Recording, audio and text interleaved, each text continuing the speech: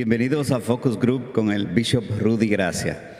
La palabra nos dice en el libro de Gálatas que quien siembra en la carne cosecha corrupción, pero si sembramos en el Espíritu cosecharemos vida abundante.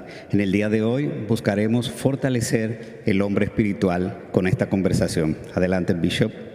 Sí, es muy importante. Existe un concepto popular de que en la jungla sobrevive el más fuerte, y la verdad es que en lo espiritual también. El cristiano tiene que entender que fortalecerse debe ser su primordial objetivo por cualquier medio espiritual, tal como dice la palabra de Dios, que el reino de los cielos es como una semilla que se siembra, pero va creciendo, se va haciendo más fuerte hasta hacerse un árbol robusto que puede anidar o ayudar a otros. Y ese debe ser el objetivo de todo cristiano, experimentar un fortalecimiento, tal como lo dice la palabra, fortaleceos en el Señor y en el poder de su fuerza, para que tú puedas ser de protección y de ayuda, no solamente a tu familia, sino a los demás. Muchas gracias, Bishop. Tenemos una selecta representación de nuestro liderazgo y queremos empezar con las damas. Adelante, pastora. Gracias. Bishop, ¿qué significa ser fuerte en el Señor cuando estoy traspasando algo fuerte, que me siento triste, pero quiero buscar fortaleza en el Señor? ¿Cómo lo hago? Bueno, la Biblia habla de muchas maneras de cómo fortalecerse, obviamente. Vamos a tomar de las más elementales. Por ejemplo, hay una fortaleza sobrenatural, ¿verdad? Que es la fortaleza que viene por el Espíritu, por la unción. Esto lo vemos en Sansón. Dice que Sansón era un hombre común y corriente. Sansón era un hombre literalmente averaje. ¿Por qué? Lo sabemos. Porque si él hubiese sido un gigante con grandes músculos, los filisteos no hubieran dicho cuál es el secreto de su fuerza. Entonces, Sansón era un hombre averaje, pero dice la Biblia que en las situaciones difíciles como la que tú acabas de narrar, el Espíritu de Jehová venía sobre él y él dejaba de ser un hombre ordinario y adquiría una gran fuerza. Yéndonos por esa línea, ¿dónde pierde Sansón su fuerza? La pierde cuando cortan su cabello. ¿Por qué? Porque él era un nazareo y él tenía un voto hacia Dios, y este voto era representado por el pelo largo. No era el pelo de Sansón, era su compromiso con Dios, lo cual nos lleva a lo primero.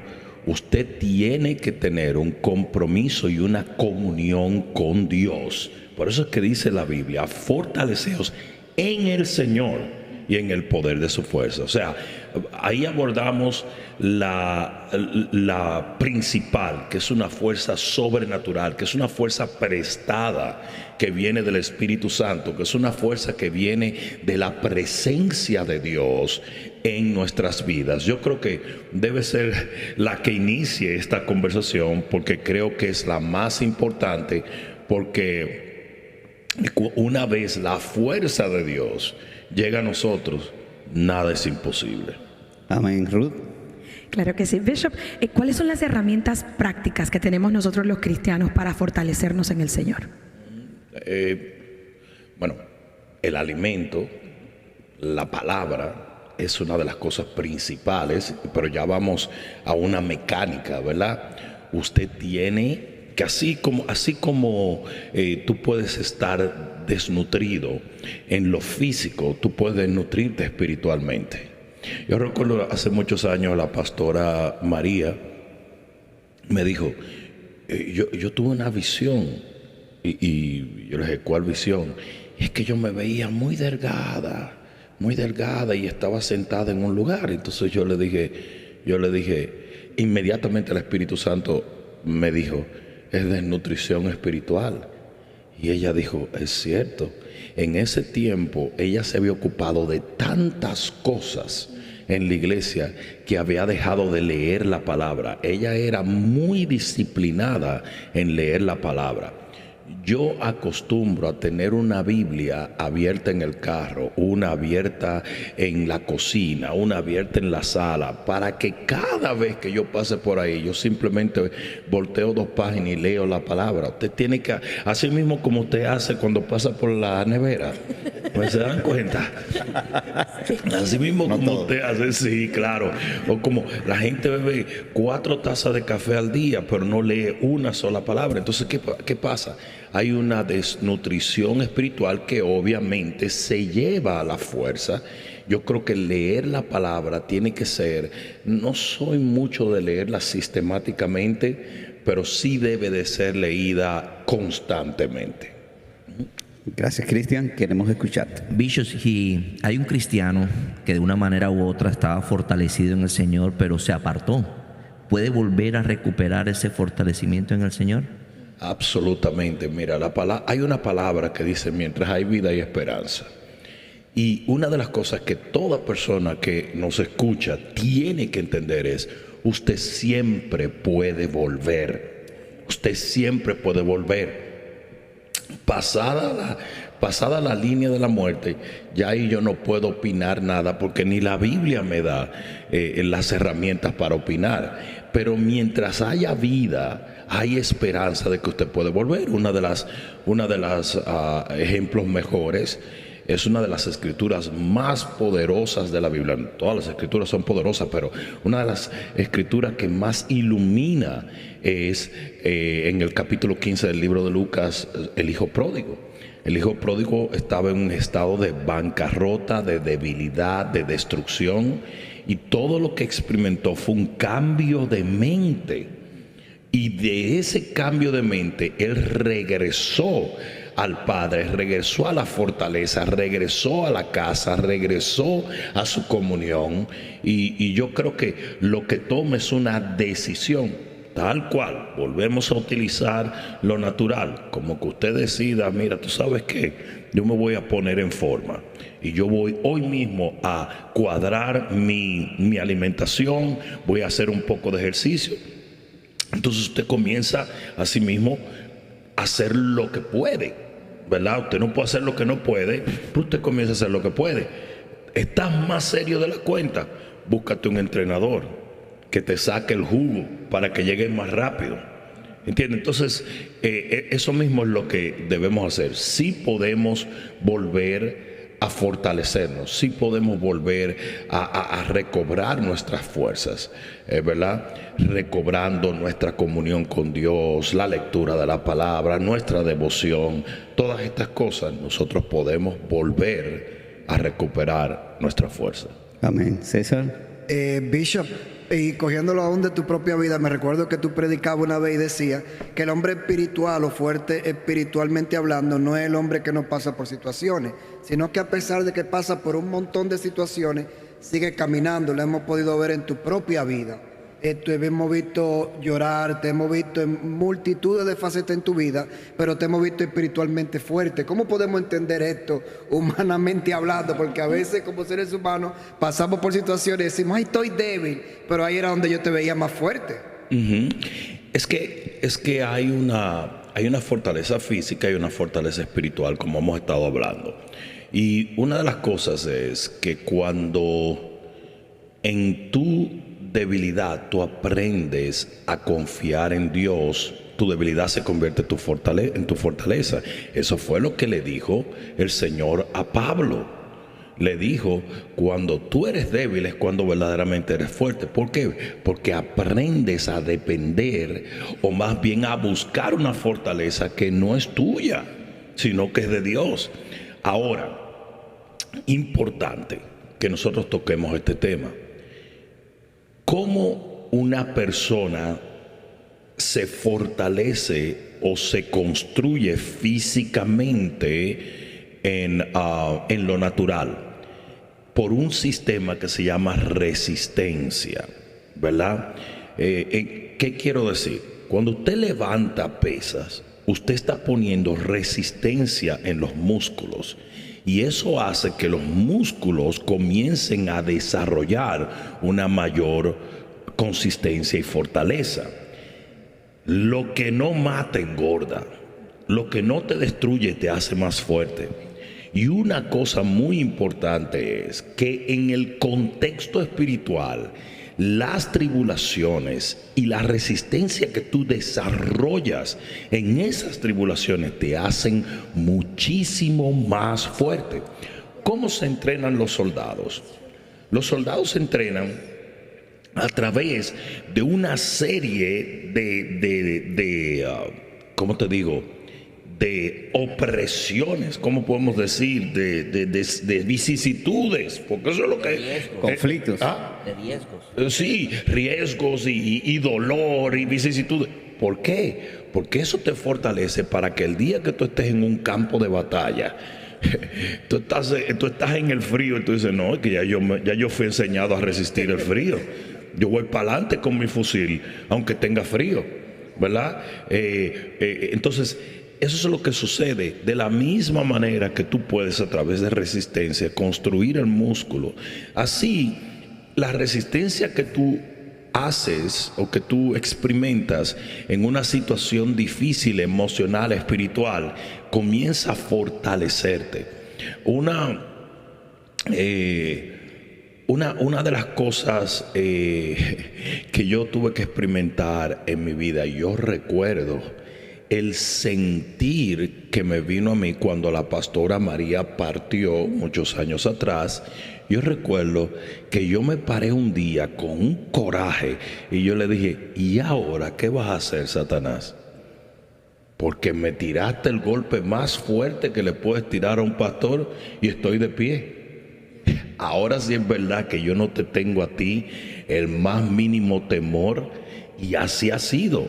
Esta década ha sido una de las décadas donde más estragos yo he causado a través de mi asignación que recibo por el favor de Dios en el enemigo. Porque una vez tú ves que te golpean y en vez de tumbarte lo que te hicieron fue más fuerte, ya. Entonces, por eso Pablo decía que experimentemos gozo y que tomemos por sumo gozo las pruebas, porque producen, y él cita, paciencia. Produce paciencia. ¿Y qué es paciencia? Paciencia no es lo que mucha gente cree. Paciencia no es sentarse a esperar. Paciencia no es una virtud pasiva, como todos asumiríamos por el nombre. Paciencia es una virtud activa. Paciencia es usted poder creer hoy y seguir creyendo en 3 meses hasta que el milagro suceda. Por eso es que dice en Hebreos 6, sed imitadores de aquellos que por la fe y la paciencia heredan todas las promesas. Y vemos a Abraham tan paciente que todavía a los 100 años estaba teniendo relaciones con su esposa, creyendo de todo corazón, y la Biblia habla de él en el contexto de la paciencia.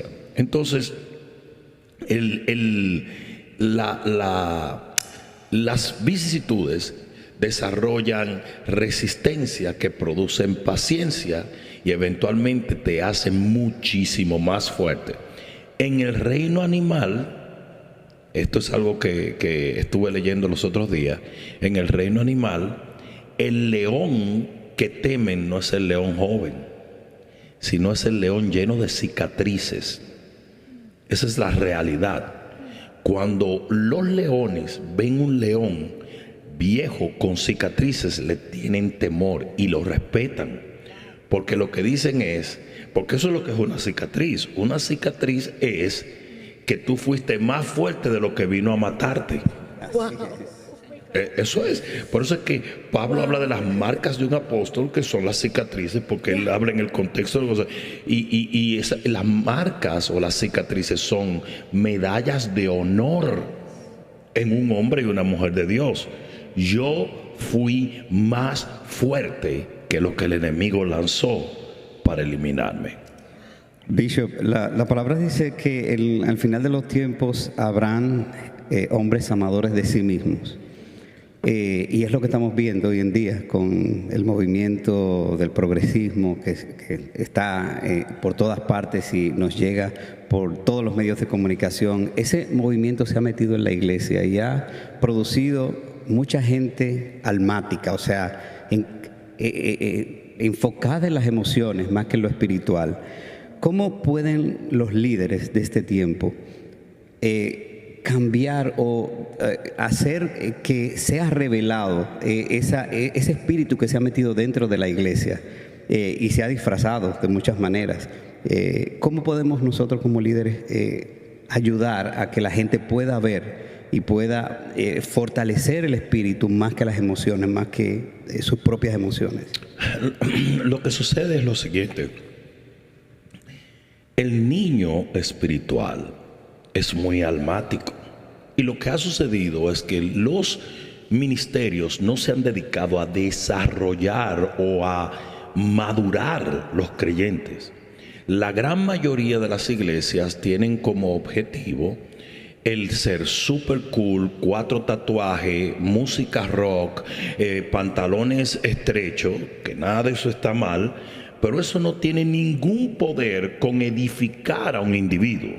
No sé si me están entendiendo. Entonces, el ministerio ha cambiado. Mira, una de las cosas más peligrosas que ha cambiado en la iglesia moderna: los servicios de la iglesia son evangelísticos, y eso no es bíblico. Tú puedes hacer un servicio evangelístico, pero la reunión de los santos es para edificación del cuerpo. Ahora, si mi servicio los domingos, porque yo soy tan ambicioso que quiero tener más y más gente, son evangelísticos, entonces yo no puedo condenar el pecado, yo no puedo, no se puede hablar en lengua porque los no creyentes se van a asustar, no puede haber manifestaciones, hay que hacerlo todo muy lindo, cortos los servicios, como son las iglesias progresistas, 28 minutos, no se puede pasar. El pastor tiene que hablar de los issues y de las cosas trendy en las redes sociales, porque es lo que la gente... Eso es una babosada, eso es una locura. La reunión de los santos, como la iglesia, como la palabra la llama, es para fortalecer el creyente, para que el creyente vaya y evangelice. Nosotros no evangelizamos, aunque sí lo hacemos hasta cierto punto, pero ese no es el objetivo de nuestro servicio. Nosotros evangelizamos a través de los grupos de hogares. Y la gente que viene aquí y pasa adelante ya son gente que vienen de los grupos. Y ellos lo hacen, ellos pasan adelante por hacerlo oficial, pero realmente ellos se convirtieron en los grupos, porque eso es lo que dice la Biblia, que los apóstoles, los profetas, los pastores, los maestros y los evangelistas están para entrenar a los santos para que ellos hagan la obra del ministerio. ¿Dónde? En el gimnasio, en el trabajo, en el vecindario. Nosotros tenemos grupos en los lugares de trabajo, nosotros tenemos grupos en American Airlines, nosotros tenemos grupos en bodegas, en todo sitio, porque la Biblia dice que cada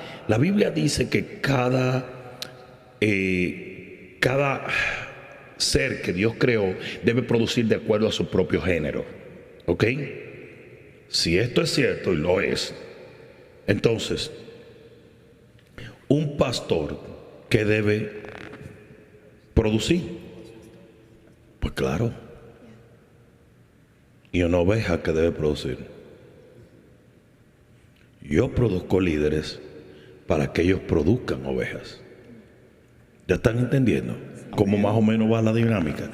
Entonces, yo creo que ahí está fallando la iglesia cristiana. Yo creo que hay un grave problema, y yo creo que esa filosofía debe de cambiar, comenzando por ahí, para que el cristiano deje de ser niño, porque el niño anda fluctuando, anda siendo llevado por todo viento.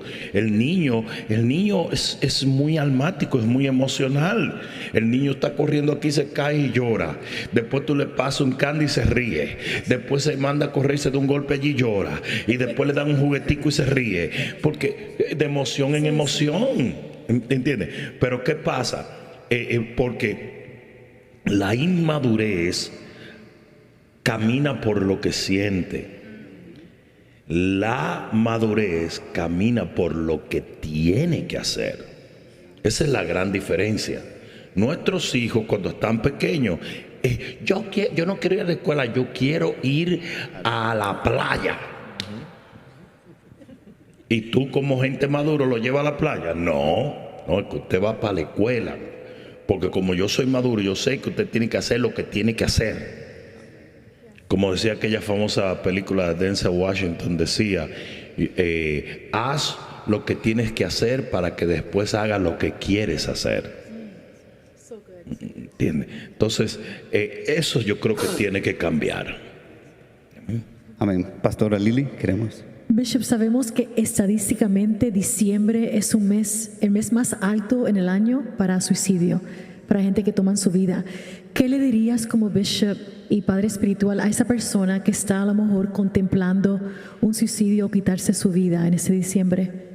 Bueno, existe un doctor, un psiquiatra, es francés, es uno de los principales hombres que trata con la depresión, y lo trajeron a un programa americano muy famoso y le dijeron, yo por alguna razón estuve en algún sitio y lo estaba mirando, ¿no? Ni siquiera recuerdo, creo que estaba de viaje en un hotel y veo que están haciendo una entrevista al hombre. Entonces le dice la entrevistadora, entonces dime cuál sería la estrategia número 1 para acabar con la depresión, para romper la depresión.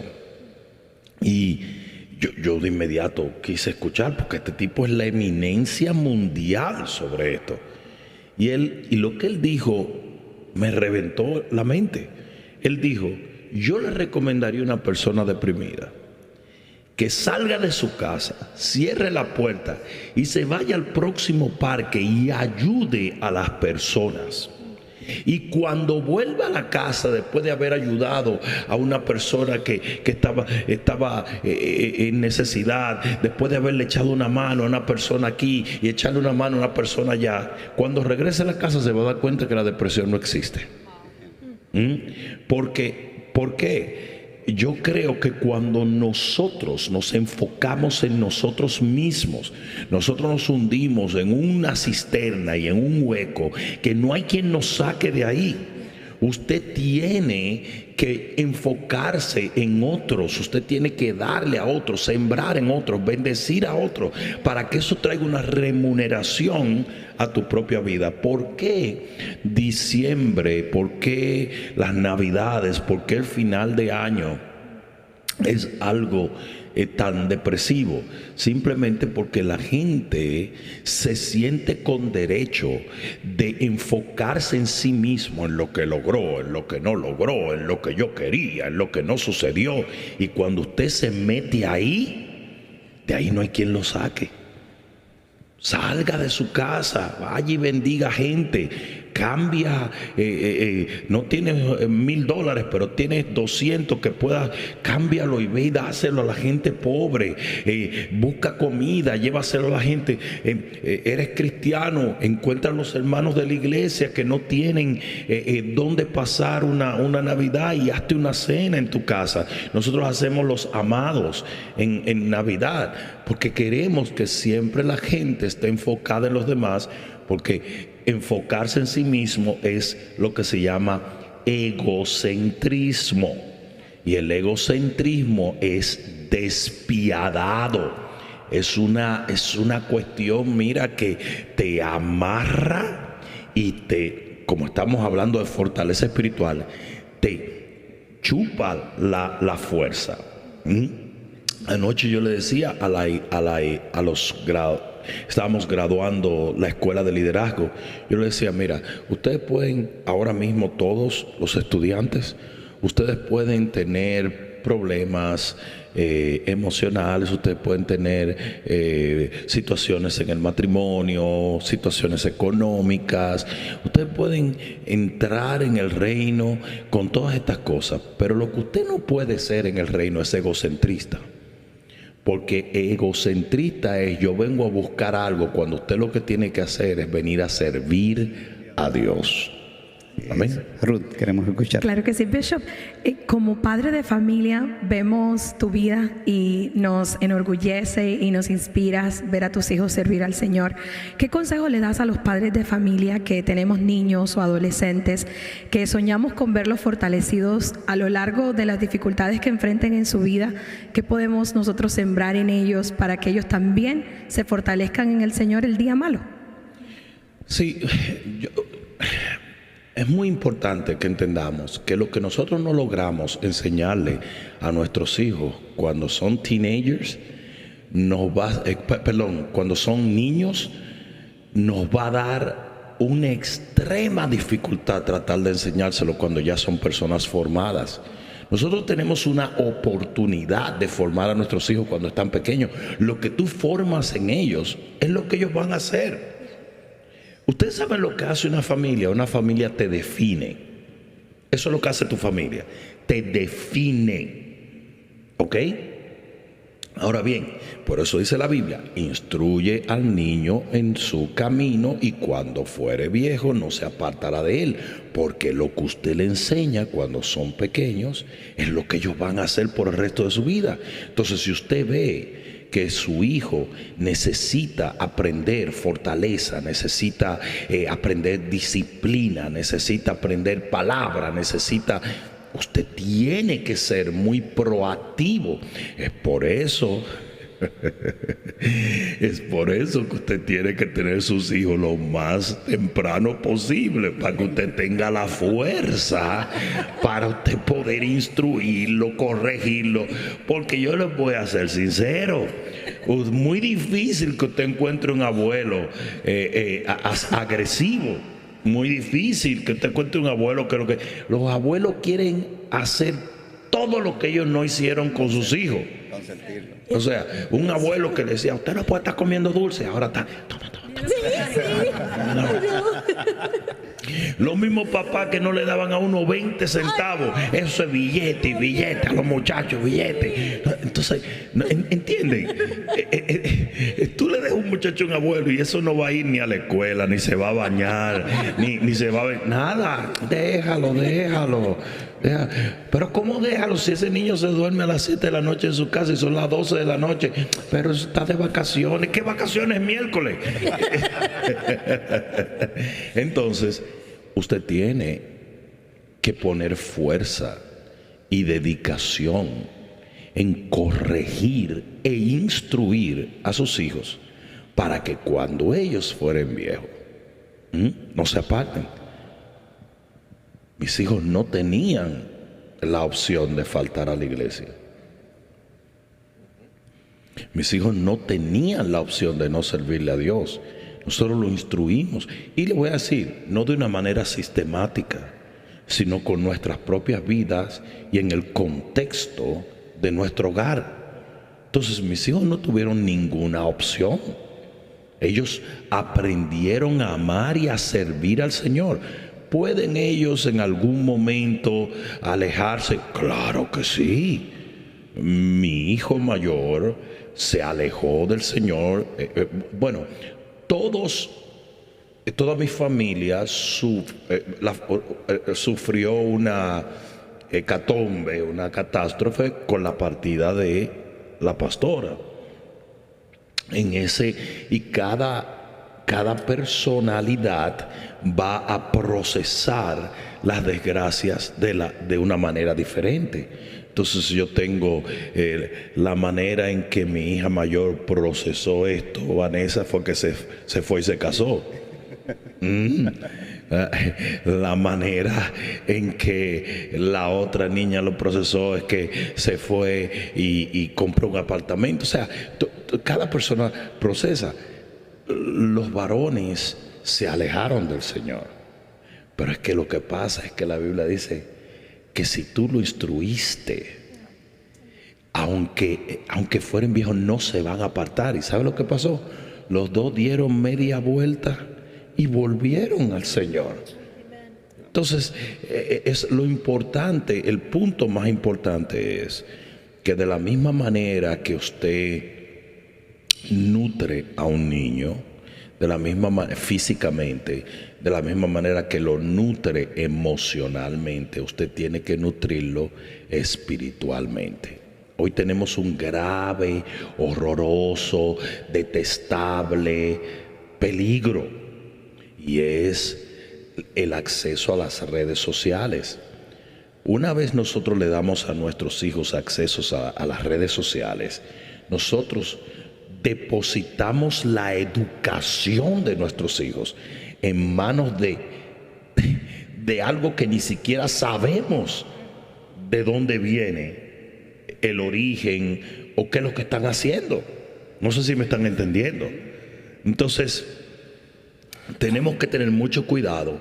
Tenemos que ser los principales docentes, correctores, instructores, reprendedores de nuestros hijos. ¿Estamos claros? Es muy importante que lo entendamos. Yo aplaudo a los padres que han ido a las escuelas a hacer estragos por lo que se ha tratado de introducir en las escuelas, pero para serte honesto, el trabajo de educar a tus hijos es en la casa. Y lo que quiero decir es, cuando usted lo educa y lo hace un cristiano boina verde, ¿verdad? De las fuerzas especiales de Jehová, ese muchacho va a llegar a la escuela, no solamente no se va a contaminar, sino que va a comenzar a desafiar todo lo que están diciendo y todo lo que está pasando. Mi sobrino Diego, ¿verdad? Dieguito, tenía un profesor vestido de mujer que odiaba y detestaba el cristianismo, y el tipo se fajaba con este tipo en plena clase, porque el tipo le tiraba y le decía: entonces ustedes los cristianos, le decía, es que eso es lo que dice la palabra de Dios. Y en ningún momento él se alejó del Señor, sino que hoy estudia ingeniería en una universidad secular. Y obviamente ustedes saben que las universidades ya no están para instruir, sino para adoctrinar. Y él, de la misma manera que peleaba en su high school, pelea ahora en la universidad y punto. Eso es todo. ¿Por qué? Porque hay una base poderosa de lo que es la instrucción de la palabra y la corrección de un padre. Muchas gracias, Bishop. Muchas gracias a este maravilloso panel. Bishop, unas palabras finales para quien tal vez nos sintoniza ahora y necesita algunas técnicas de cómo fortalecer su espíritu.